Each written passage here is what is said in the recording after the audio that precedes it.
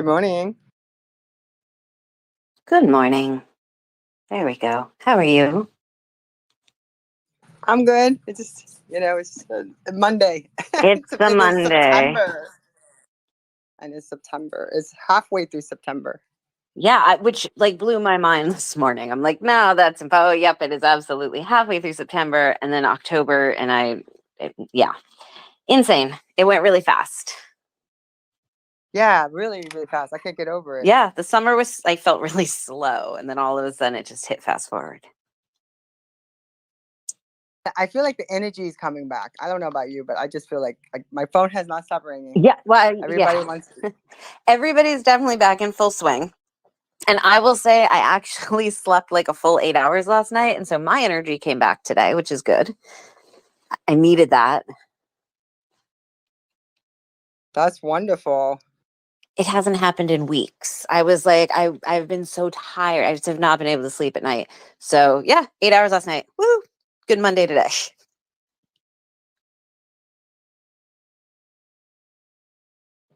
Yeah, I sleeping is such a pleasure. Oh, Suki, here she is. Let me invite her up.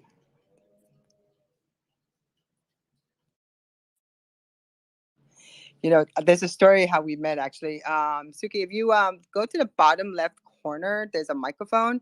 You can either request it or accept it. Oh, there you go. How are you? Hey, I'm doing good. Thanks for having me.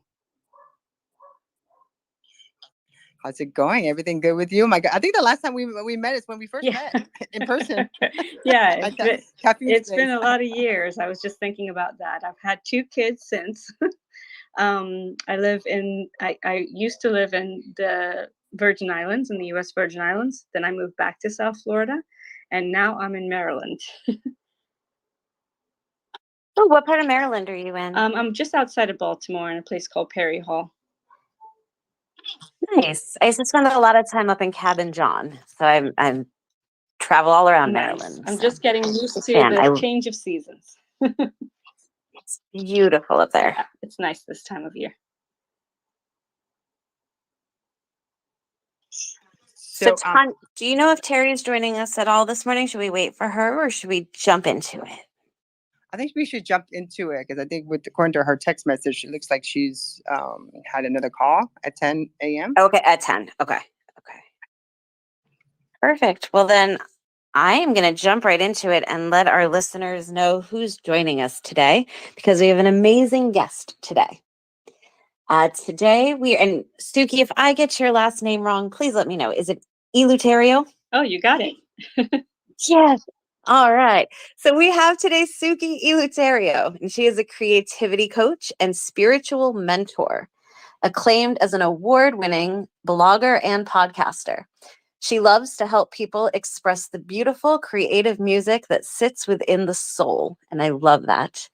She has been described as the female Deepak Chopra. Suki Eleuterio is a podcaster, a best-selling author. She leads workshops, offers one-on-one coaching and group coaching programs to help encourage you to step into your most creative, expressive, and feminine-inspired life. She is the creator of the Found My Light community and Lightworkers Rise Up, which I can't wait to hear more about. Her podcast, Soul Guided with Sukten, inspires you to learn the fear and unlearn the fear and listen to your soul. Suki channels from goddesses and angels and particularly loves to work with high vibe, intuitive, heart-centered women to empower them to step fully into their purpose. In 2008, she was named one of the 40 people to watch under 40. She has certainly lived up to that title. She's contributed to numerous publications, including Mind, Body, Green, The Huffington Post, and Yoga Lifestyles. She's spoken at large conferences and on big stages like Motherhood Rewritten and Social Fresh. And her blog has won numerous awards, including Most Inspirational Blogger. Her self-published book, She Loved Herself, was in the top 10 digital downloads on Amazon in the category of personal development and spiritual transformation. And I just learned today that she also has 2 children. So she's like a superwoman, mother, blogger, podcaster, light worker. I'm so excited to talk to you today. Welcome, Suki. Thank you. That was quite an introduction. Well, here, I have to do this though. I have to just do this real quick though. So I'm so excited for you to be here. And I never check into my LinkedIn page because I need to work on. And I just saw it, and we had followed each other, and I was like, oh my God, I wonder how she's doing. I know you were doing. We're friends on Facebook, but I just I haven't really heard your voice or talked to you since that day we met a long time ago at Caffeine Space, at Mark Lehman's space. It was so long ago, I know. And before the kids, right? Right, exactly. Body probably looked a whole bunch different. No, but I think you had just quit your job. That was the because we held a okay. This is what happened, Emily. We hosted an event there, and I think where the location was, a lot of people couldn't make it, and because we're at the Caffeine Space at that time, and co-working space was not that thing. Remember, Suki? Everybody was like, it was just kind of weird to say, oh, I'm going to a co-working space, and people are like, what's a I know. So it was funny because she was there, and then I think my website, I think HWC South Florida website was down. We had Drupal. Somehow it went down, and everyone's trying to help. And then we ended up doing a whiteboard talk, and Suki was there, and I think Sam from she's out in the West Coast now, was there, and she too became a blogger. I'm going to have her on too. I don't know if you remember her or not, but she was there. And I just, that day I met some really incredible women that day, and you were one of them. And we became friends on Facebook. We liked each other's, pictures over the years. And I watched your picture of your baby, your husband, and all that. And it was just so I felt like I know you already, but which I do. I feel like we connected. But watching you grow, that's the most impactful thing. And I just I have to have her come on, and she has to tell us her story, because you did something most women wouldn't dare do back then, actually quit her job.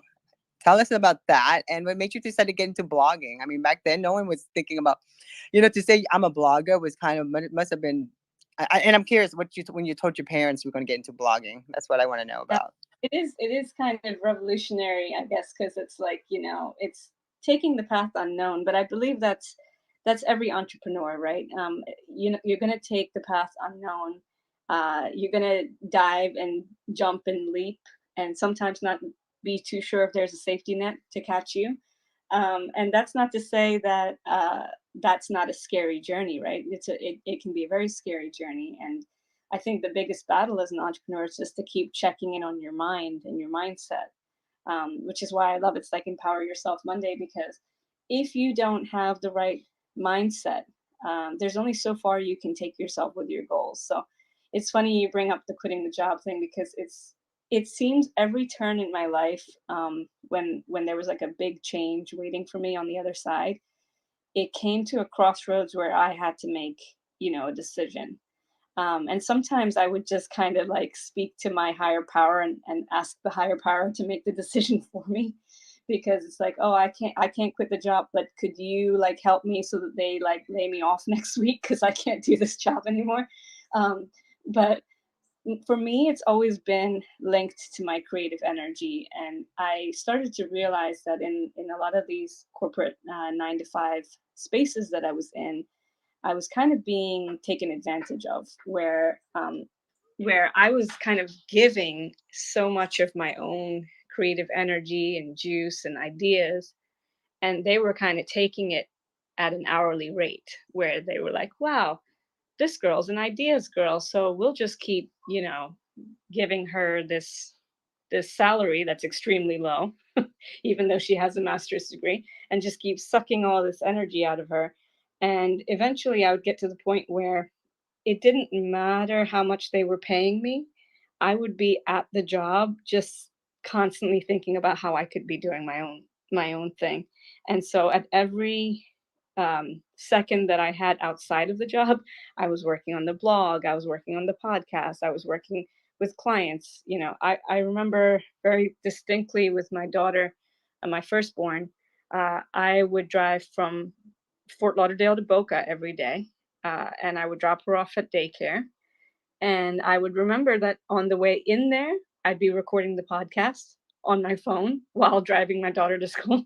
And on the way back, I'd be on a client call from like the time that I got off work to the time that we got home, cook dinner, look after the family, put her to sleep, start all over again the next day. And it was such an exhausting way of living my life, but I was so determined with the things that I was passionate about that I realized that if I didn't do those things, then I would slowly watch them die. And I was like so focused that I was not prepared to let my passions and my dreams and my creative energy die working in a gray cubicle for the rest of my life. Not to say that there's some people that work in a gray cubicle the rest of their lives and they really enjoy it, but that was just not the path for me. And all these years later, I'm just about to be 40 next year. All these years later, I really realized that um, the reason that I've kind of dove into more of the goddess energy and the feminine energy and the honoring like the feminine parts of ourselves is that when we drive ourselves into hustle mode and that path that I was just telling you guys about, where I was doing the driving my kids to work and juggling all of the things, it will every single time lead you to burnout. And so I was in this pattern of life where I was doing great and then in burnout, doing great and then in burnout. And when I was burnt out, I would be kind of knocked out for like a week. I would be in the state where sometimes I couldn't even get off the couch. I was that exhausted. And I overdid it in my body. I overdid it in my mind. And I definitely got sick from it. So it showed up in chronic illness. It showed up in challenges in my relationships and friendships. And so I just really realized that I was going so hard that there was just no way that this was sustainable. And that's when I found the passion that I am doing now, which is teaching women about honoring their feminine energy, coming back to that space of creativity and intuition and slowing down, giving yourself rest, giving yourself permission to have rest, because a lot of people will rest, but they won't really rest. They'll rest while feeling guilty. And then I always say, you're not really resting. So my new kind of passion now is to teach women about really slowing down and honoring themselves and honoring their bodies and their creative sides. You know, we were just talking about that. Emily just said she had 8 hours of sleep, right, Emily? And it's like we I both. did. Like, I feel what you're saying so deeply because years ago, I mean, like 10 years ago at this point now, but I definitely suffered from major burnout. I ended up literally passing out from exhaustion, ended up in the hospital. It was terrible. And it was a big wake up call that I could not continue going like I was at that time. And I started doing all kinds of boundary work and all of that. And I like what you do is so invaluable because women really don't stop. We just go and go and go. And I mean, it's pretty incredible. And like I said to Tonya, I haven't slept I've slept, but I haven't slept well in a couple of weeks just because of life and work and kid stuff. But I slept 8 hours last night and it feels life-changing. I woke up today with renewed energy. So just sleep and rest and taking that time, like everything you're saying, I feel is so incredibly important. Yeah, and nobody really teaches us this. I don't feel like, I wish we had, like a guidebook that would be like, hey, so you're in your 26th year now. So this is the way that you should be handling your energy. And, this is the way that you should be honoring yourself. There's a lot of people throw the words self-care around a lot. But I think a lot of people don't really know what that means. And I guess it means something different for each and every one of us.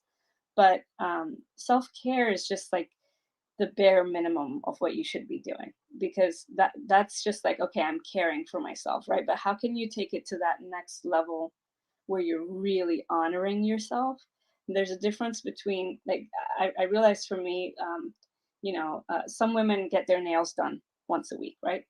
I am not one of those women.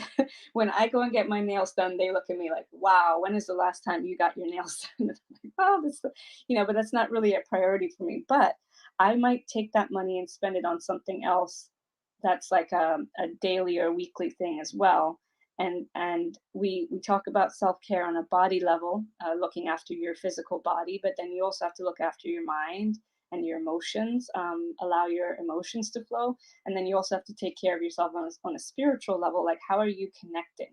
How are you reconnecting with yourself? You know, there's so many ways in this life to get disconnected. You can disconnect all the time. You can live your life in a perpetual state of disconnection. And it's easy because it draws you in. But how are you taking time and space to reconnect with yourself, with your desires, with what you came here for?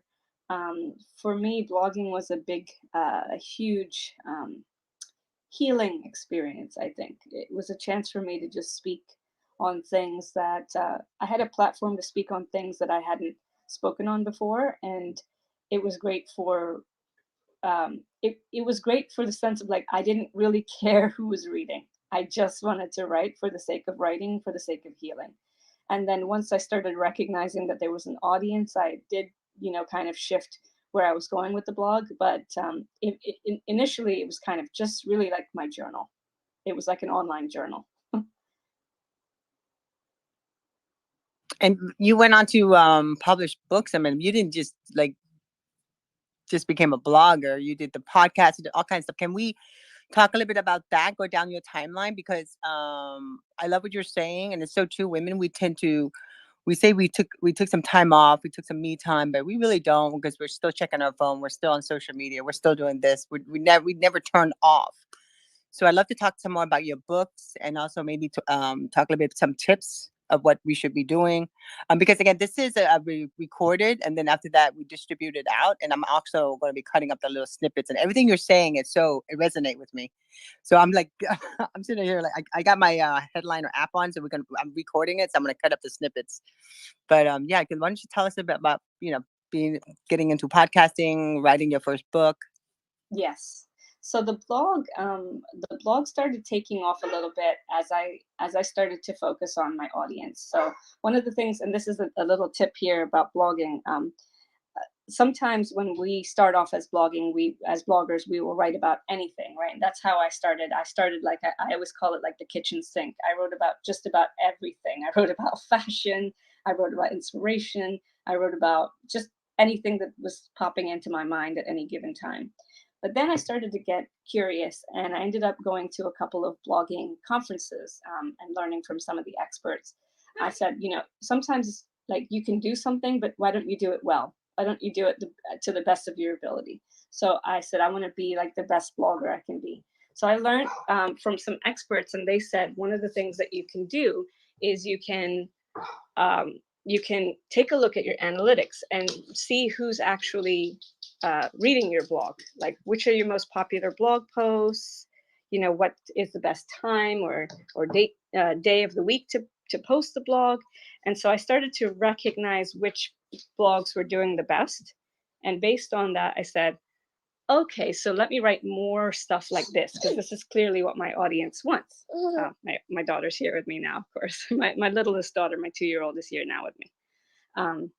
So I started writing about what people wanted. At that time, then I started going really deeper into writing inspirational blogs. And I think that inspirational blogs they're evergreen, right? People will want to read something inspirational all the time. And I will get clients that reach out to me, or potential clients that reach out to me that say they want to work with me. And I'll ask them, how did you find me? And they'll be like, oh, I read this blog post that you wrote. And I'll think back on the blog post and I go, wow, that was written in 2012, right? Like I wrote the blog post in 2012 and this person's reaching out to me now to work with me.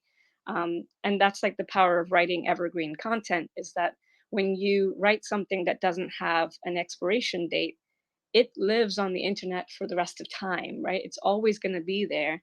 And so that's how people can find you. And so I don't write like a kind of small, picture heavy blog posts. I'll write long, like robust, well researched blog posts. My blog posts are generally between 800 and 1500 words long. Like they're going to be long and they're going to be, well thought out. It might take me 2 weeks to write a blog post, but it's a beautiful piece of art that's gonna be up on my website for the rest of time. So that's the way that I look at it. And then once I had been blogging for a while, and then I got invited to nominate my blog for an award from the South Florida Bloggers Union. I submitted it, um, and it was pretty powerful weekend. I still remember because I um, I went up to do my first paid speaking event. I was a panelist at this conference called Social Fresh in Orlando. So I drove up that weekend to do the speaking event. And the very next day, I drove down to Miami to receive the award for the South Florida Bloggers Union. I didn't know I was going to win the award. I knew I was one of the nominees, but I ended up, winning the award. So it was like a really powerful weekend. I remember feeling like, talk about empower yourself. I remember feeling like, wow, this is what it's about. Like, as you continue to share your truth and do what you really came here to do, people will start to recognize you. People will start to give you awards or let you know that what you're doing is important to the planet. So like, keep doing it.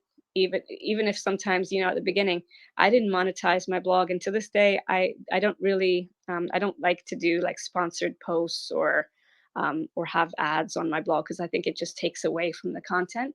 So at the time, when I won those awards, I wasn't making any money off of the blog, and I wasn't making money off of because the podcast hadn't started yet. But once I did that, and I went off, I got these awards and I started getting recognized. That's when I really said I want to write. I want to keep writing books. I have tons of books inside me. It's actually funny because all I do right now is just continuously tell myself that the book is coming, because I have a second book I'm working on, but it's taking longer than I thought. And I'm allowing myself that grace to write it at a slower pace, because maybe it needs to just slowly unfold. So I gathered together 13 women, and we wrote a book called She Loved Herself. And the book is basically a journey of what it takes to really love yourself, each woman giving a different perspective on loving themselves. Like, one woman wrote about how she went through a breakup and she had these locks in her hair, and how she cut the locks off, and how that was, a defining moment for her in loving herself, because she felt the weight of that past relationship kind of fall off as the hair fell on the ground. It's a really beautiful book, and it's on Amazon. It's called She Loved Herself. And I was very glad to be able to like facilitate that and bring these women together. We went on a little bit of a writing journey where I encouraged them to, write every day and have a deadline. We met in person in South Florida. We went to the beach. We held space for each other. It was very healing. And then the book came out, and it did really well. It was in some of the top 10 downloads on Amazon, and it's still up there now. So people say like it's hard to write a book. It is hard because you have to give yourself the space and time to do it. But as far as everything else, any one of us could write a book. And there are people that have written way more books than I have. And it's only because they've been dedicated to putting their pen to paper and just getting it out there. Well, I in the speech bubble underneath, I'm putting the link there so that we can add that to the blog. Thank you. Yes. Oh my god! Oh, that's so. You just gave me chills when you told me about that. That's beautiful. Don't you love that, Emily? That's a great way to collaborate. I think to get away and kind of collaborate and come up with a book. That's wonderful. And the women that you got together with, did you know them beforehand, or you just met them? Yes, I had yoga teacher training with them. Okay, I have a fussy baby now. Hold on. Oh, no worries, no worries. We're here. That's such a great idea. Emily, we could literally take our episodes. Of course, my phone is ringing. Yeah, no, like I knew them from yoga teacher training, so we had built a relationship with each other. And some of them I just kind of knew from friendships over the years. So I'd say like 80% of them were here in South Florida, and then 20% of them were like in other states in the country. And then I had a friend of mine who was also a yoga teacher, who was also a photographer. So she took pictures of each of us, and it was very transformational because the picture that she took was after you wrote the story, and so that story, like that transformation of the way the person looks. Okay, Meshka. Okay, Luna.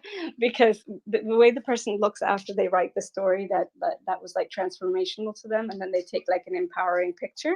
It was beautiful. I loved seeing those pictures, and I went out there with the photo. Each of the pictures, I went with the photographer and helped to like empower the woman before she took the picture. That's really amazing. That sounds like a beautiful experience. And I feel like you should do retreats or something like that and do more of that, because I feel like those are the kinds of things more women need. That's exactly what I'm up to in 2023. I'll be doing a few retreats. There'll be creative writing involved, and yoga, and probably some photography as well, because I just love branding photos, and when you can show, like physically show somebody, okay, look, this is what you're gonna look like by the time we're done with this. And a lot of the women go like, wow, I can't even recognize myself, because that's the power of like the inner transformation, you know. Were you doing the retreat down here, or where were you looking at doing them? Yeah, so it's probably going to be in a couple of places that I know that I'm going to do one in Miami. I know that I'm going to do one in Arizona, and probably one around here. I think in the Poconos, in Pennsylvania, because I love the mountains. It's a different type of energy. So I actually run like private retreats right now, where somebody will come and work with me one on one. And I just want to tell you a quick story about the last time I did this. This was in Arizona. Um, I did it with a very powerful. Um, she's a healer in of herself, but she's also a very strong entrepreneur, and she works with horses and she does coaching. And so she came to me, and we did a creative retreat for 2 days in Arizona, in this place called Camelback Mountain. And one of the things that I always do is just allow kind of the higher spirit to guide me. So I asked, my higher self, what does she need right now? And they had said something to me about go and collect, rocks and things from outside, and then build like a labyrinth. Now I've never built a labyrinth before, so it's not really something that I know very much about, but I felt I've worked with mandala at the circle, and women in general, we do really well when we work in circle, which is to go either from the outside in or from the inside out.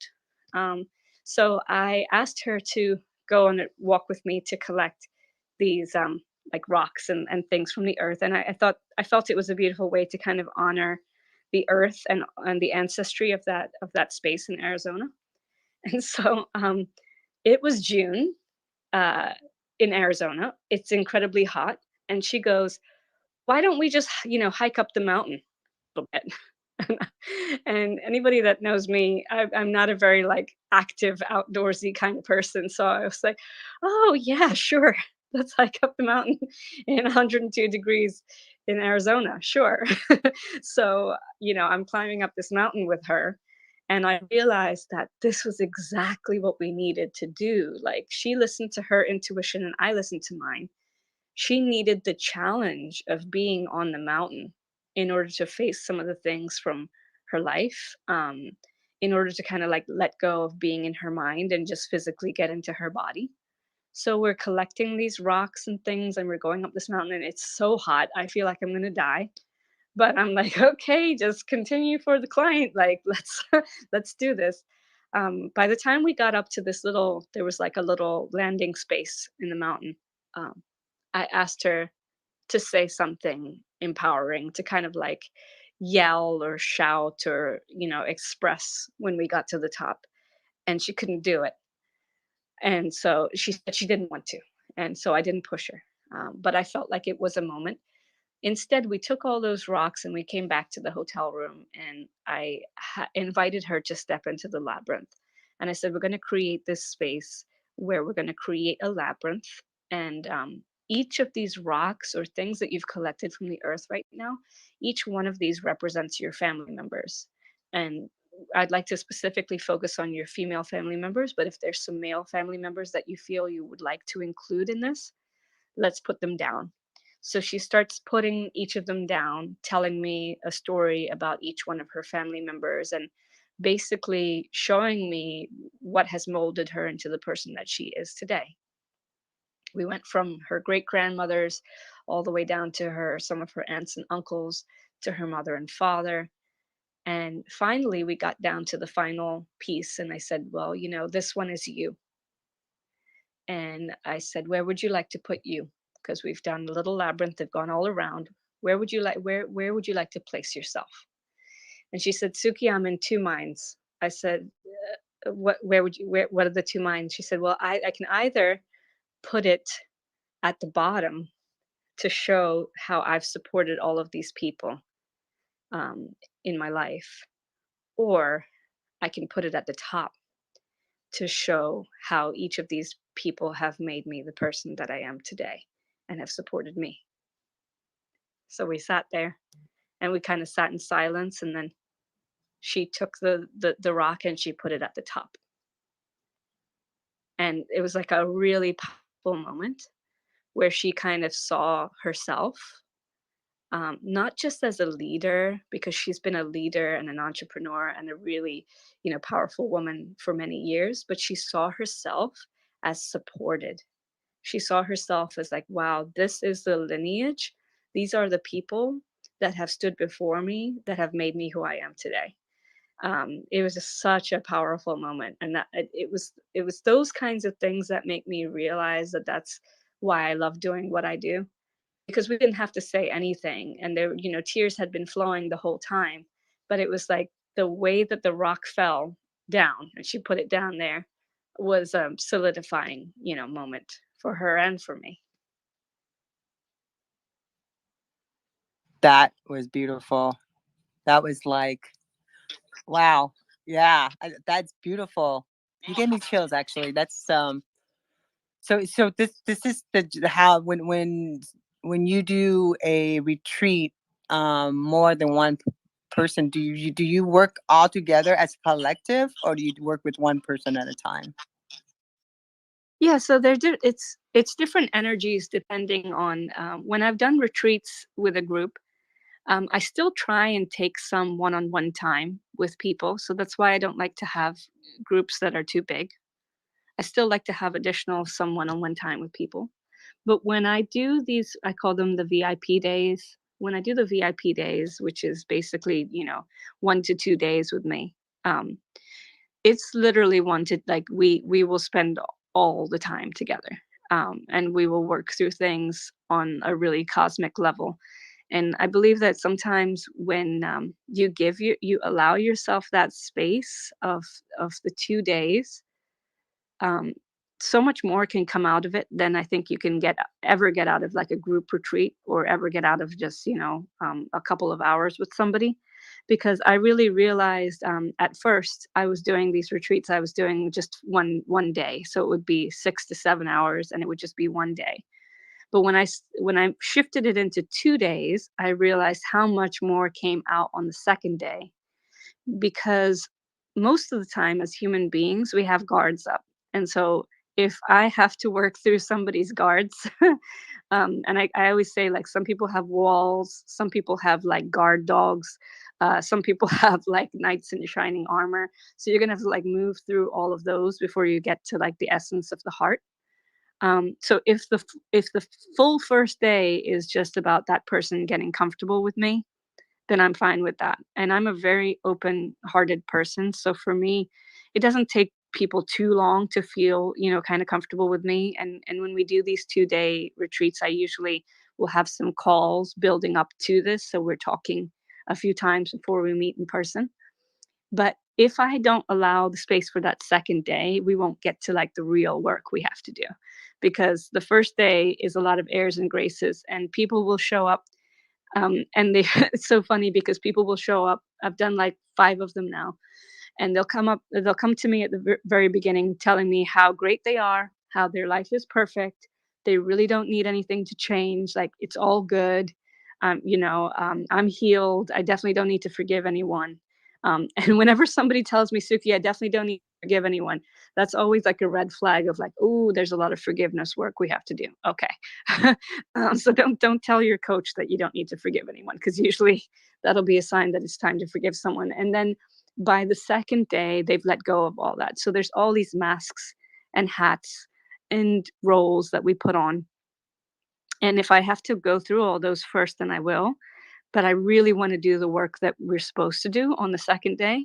And so that's when I think the real magic, begins.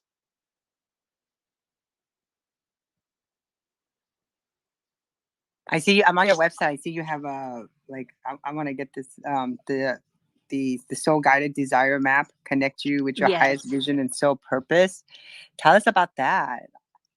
Oh yeah. Oh, that was beautiful. That came to me so like as such a quick download. I think I created the soul guided desire map in 20 minutes. I've never created something that fast before, but I had this realization that a lot of the times when people work with me, they come to me because they say, well, I don't know what my purpose is. I don't believe that anyone doesn't know what their purpose is. Like, I feel like we all know what our purpose is, but we just don't know fully what the purpose is. We've probably been getting hints and clues since the time we were born. If you look back to things that you used to do when you were little, the things that gave you the most joy, the things that everyone felt like lit up around you about, those are the sign, like all the little signs, all the little breadcrumbs that you have to gather to really tap into what your desire is. So this soul guided desire map, I started to realize like maybe I can help people bring it all together. Because once you really know what your soul desires, even if it's just esoteric, even if it's just these bigger, more, more highly defining words, you can take those things and you can go deeper and deeper and deeper. So, for example, a desire that a lot of people have is love. And so they say, my soul desires love. And that's okay to say that, but there's just so much more that goes into it after that. What does love mean? Like what when you say you desire love, what does that mean? And then you ask more questions and you ask more questions. Are you looking for a romantic partner? Yes. Okay. Why do you need a romantic partner? And you go deeper and deeper. And so this soul guided desire map, I think of as like the beginning of your inquest, of your inner journey, because let the soul speak and help you to define what the desires are, and then keep asking questions so you can go deeper into what that desire is. And generally, if people are looking for guidance in their career, they can still think about what they need in their soul. Once they figure out what they're desiring in their soul, um, the career will highlight it. So like the path shows itself, right? When you know what it is that you want. So when you were talking about like when I left some of my 9 to 5 jobs, I got really clear on what I didn't want, right? This is what I don't want. Okay, so now I need to give myself space and time to think about what I do want, because I know what I don't want, but this is what I do want. So I've created a life now where I have to congratulate myself, even though sometimes I'm real hard on myself, where I've created a life now where I can be home with my kids. I can be doing work that I love. I'm traveling for work. I'm speaking. I'm doing podcasts. I'm doing the things that I desire because I put that to the front of my mind. It's the very first thing that I focus on is, wait, what do I desire? What brings me joy? Because if it brings me joy, it's sure to bring other people joy. And it's sure to be like what it is I came here really to do. Wow, that's great. I I just have this calmness just listening to you talk. Does everyone tell you that? Like Yeah. doesn't she, Emily? I'm like, I'm chill. No, absolutely. You do. You have a very calming presence. Oh, I think that's why I do those guided meditations best. People always are asking for my guided meditations because they're like, oh, I like to sleep with your meditation on. So, yeah, Well, we usually have someone doing our meditation, but we'd love for you to lead one before the space ends. Oh, absolutely. Because Yeah. your voice, everything you're saying is just resonate, and it's really empowering.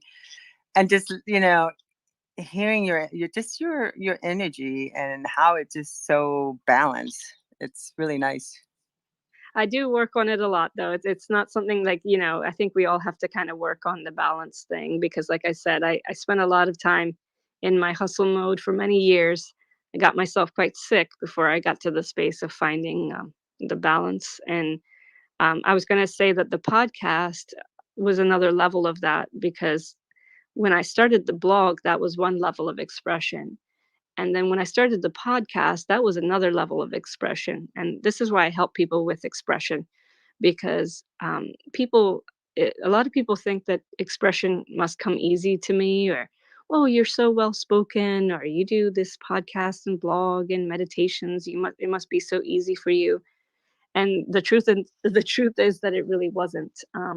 I was actually a very shy little girl, and I was terrified of speaking, especially speaking in public. I would always be the one sitting kind of in the back of the class, like with my head down, like, please do not call on me because it's so embarrassing. I do not want to speak in front of the class. And so I remember pushing myself where I said, I need to push myself to get into these uncomfortable spaces. And one of the pushing myself was the podcast because for many years I kept telling myself, well, what do I really have to say? Would anyone really want to hear a podcast from me? I don't feel like anyone would really tune in for that.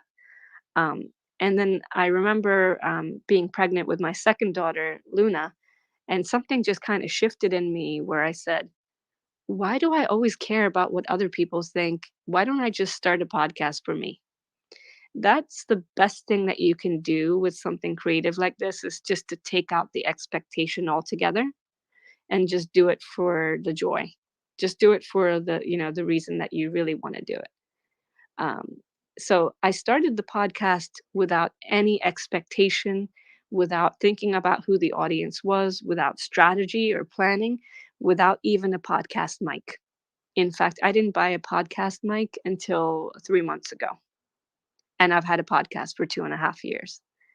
You don't need a podcast mic. We have equipment nowadays, we have tools, we have resources. I had my phone.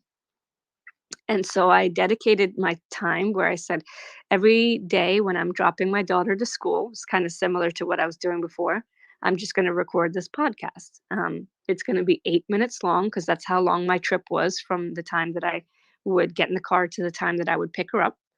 It's going to be 8 minutes long, but it's going to be 8 minutes of empowerment. It's going to be 8 minutes of like, if you only have 8 minutes to say something important, right? We say so many things. People talk all the time and they talk and talk and talk and they say nothing. If you're going to say something important. So I started recording it, and this was 3 months before the pandemic.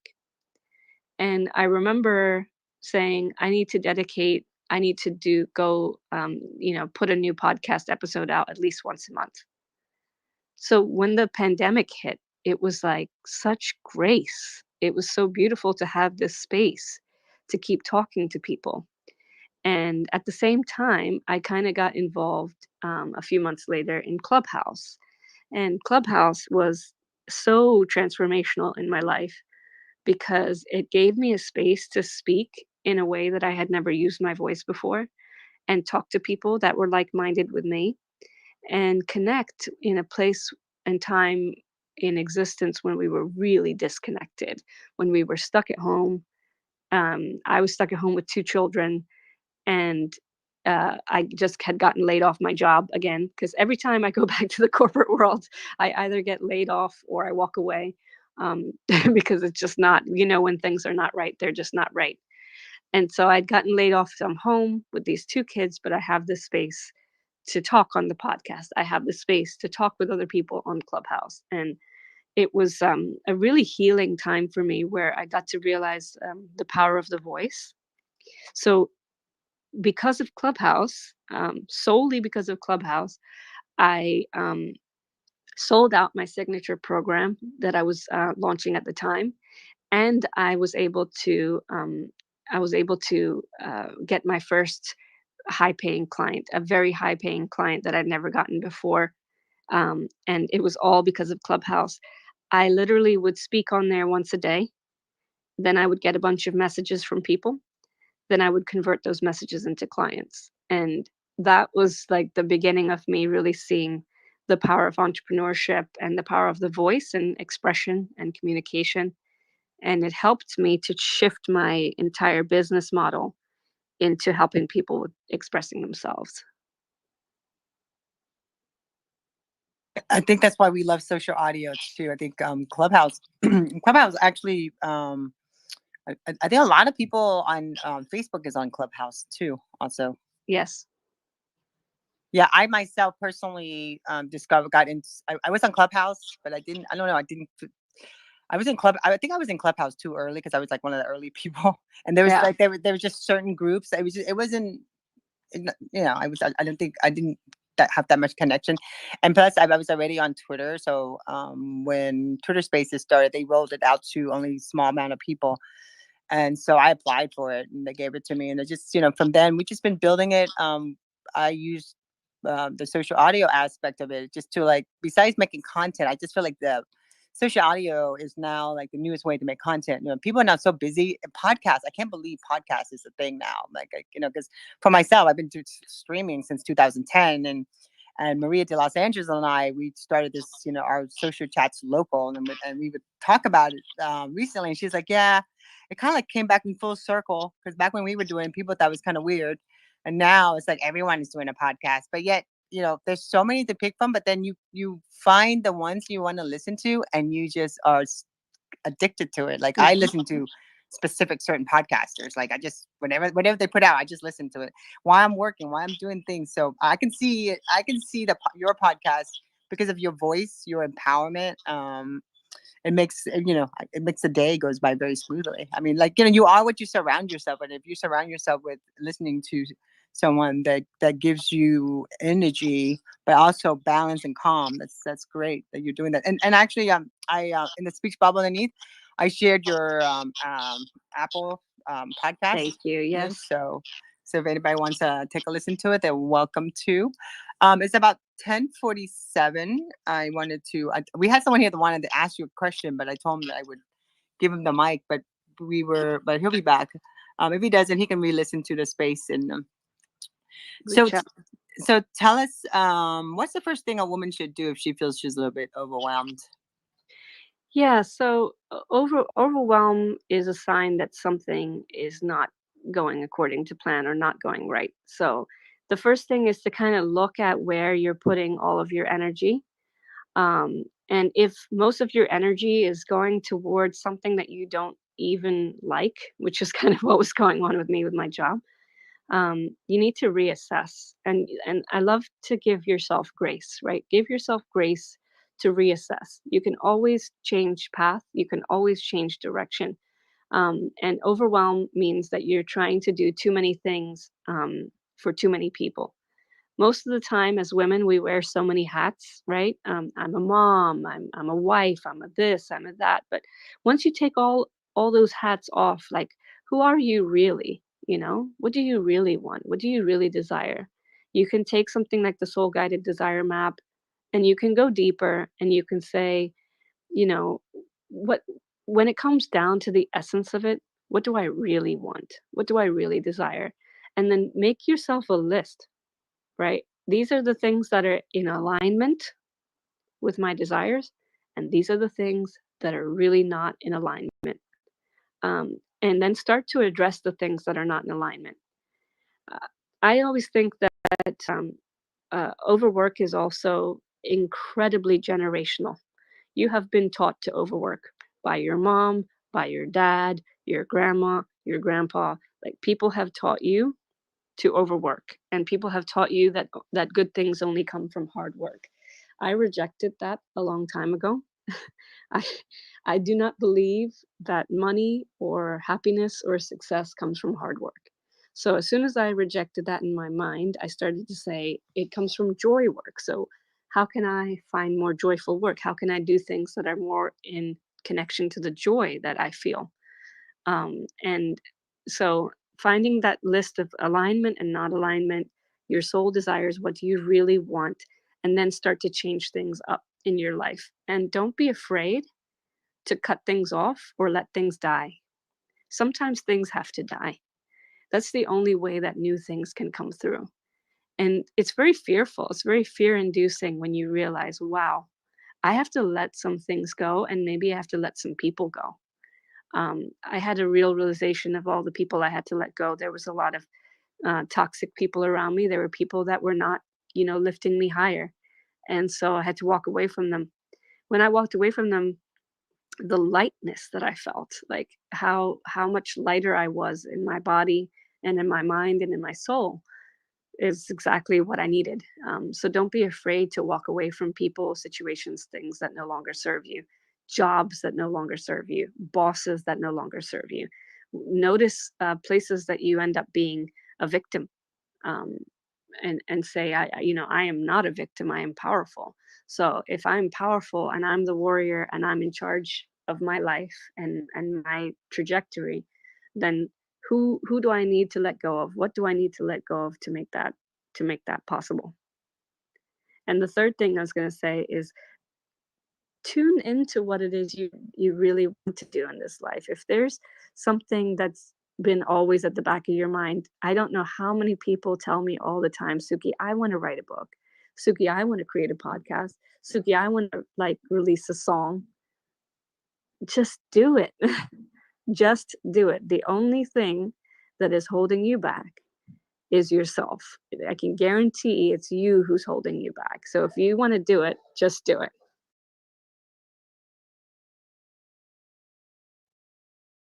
Like the Nike commercial says, just do it. Exactly.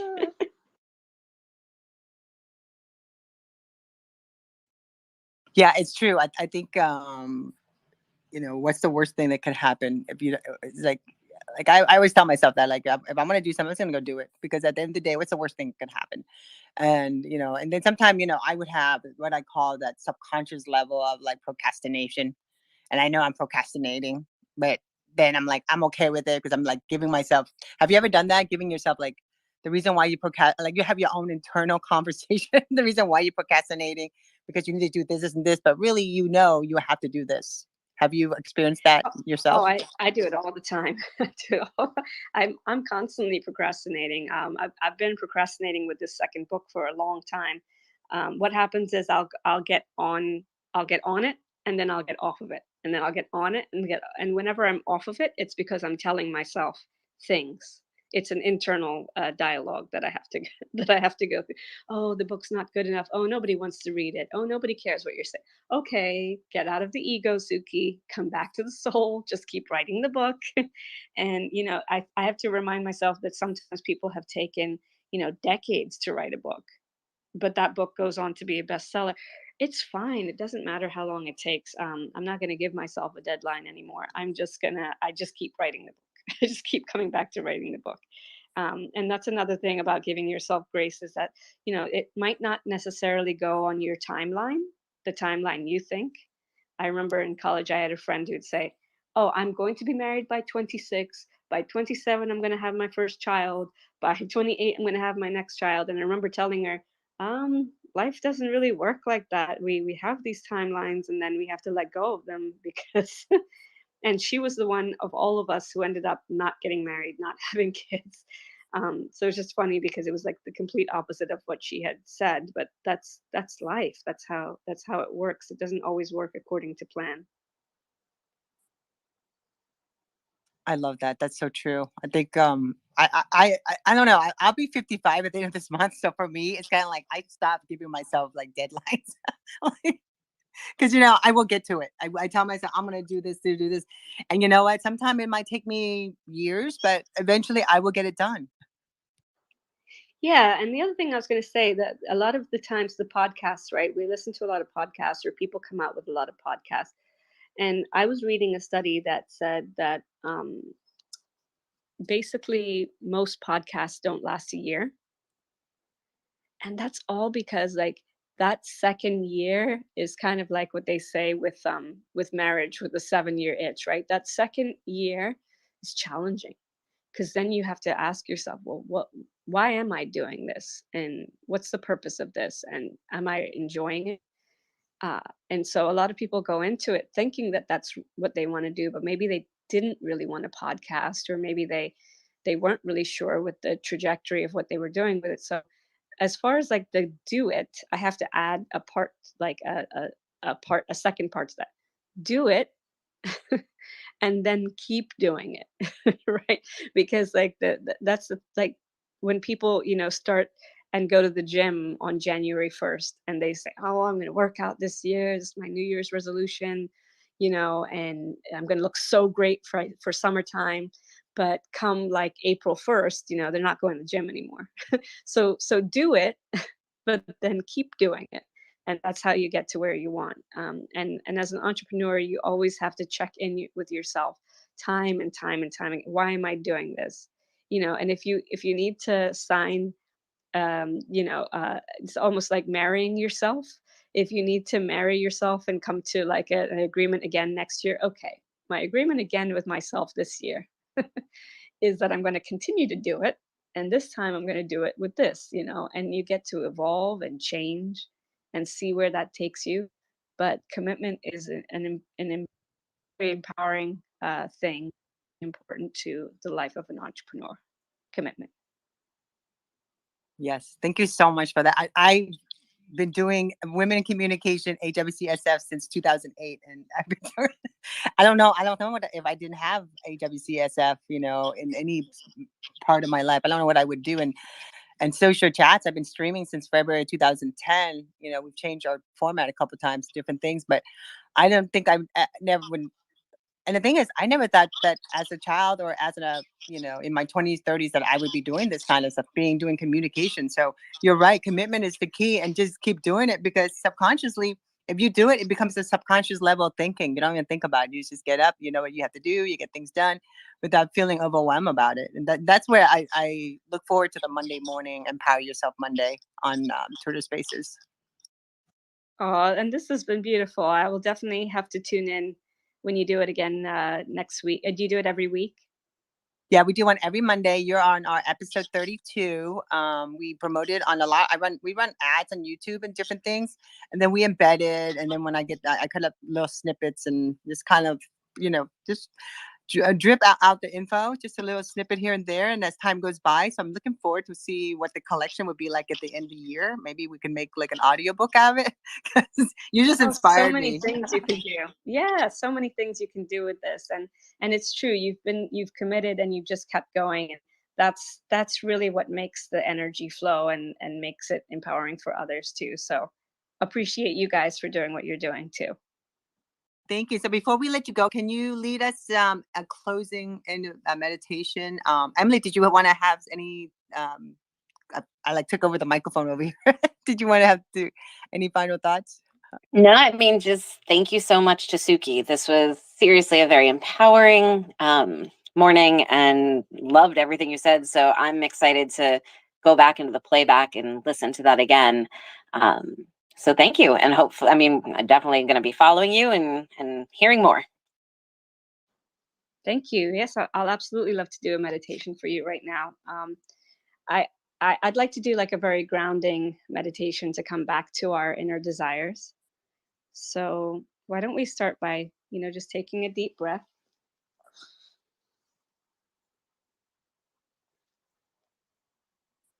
Okay. And if you're not driving or doing anything important, you can close your eyes. And relax your shoulders. Relax your jaw and your mouth. And settle into your heart space.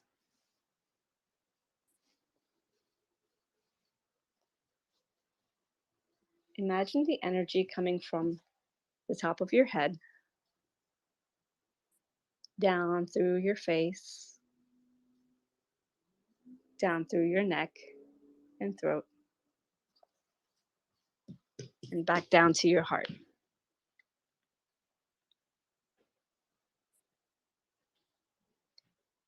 And in this moment, just feel connected to your desires.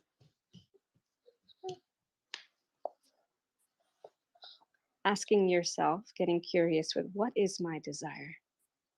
And think of one word, just one word that reflects that desire right now.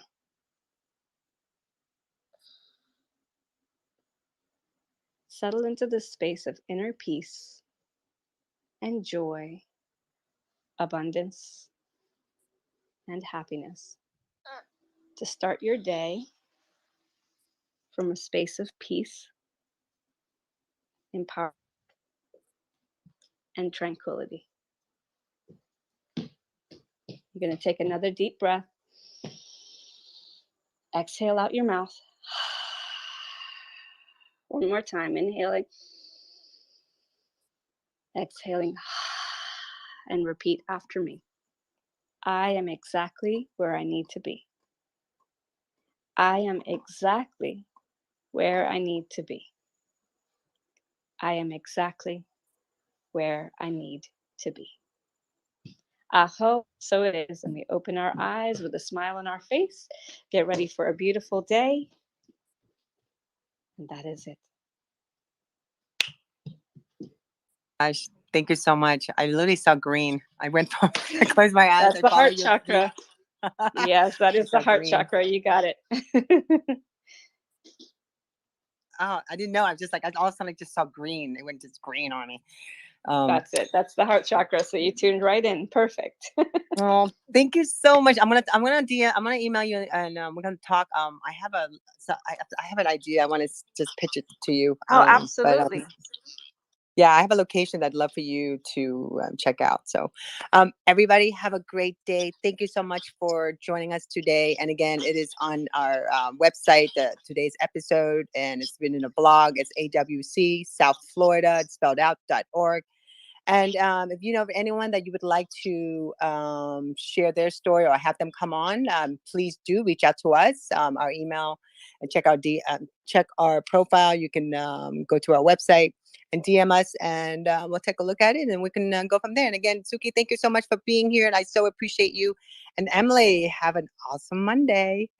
Thank you. You too. And thank you so much, Suki. Everyone have a great day today. Thanks, Emily. Thanks, Bye, Tonya. everybody. Thank you. Okay, bye.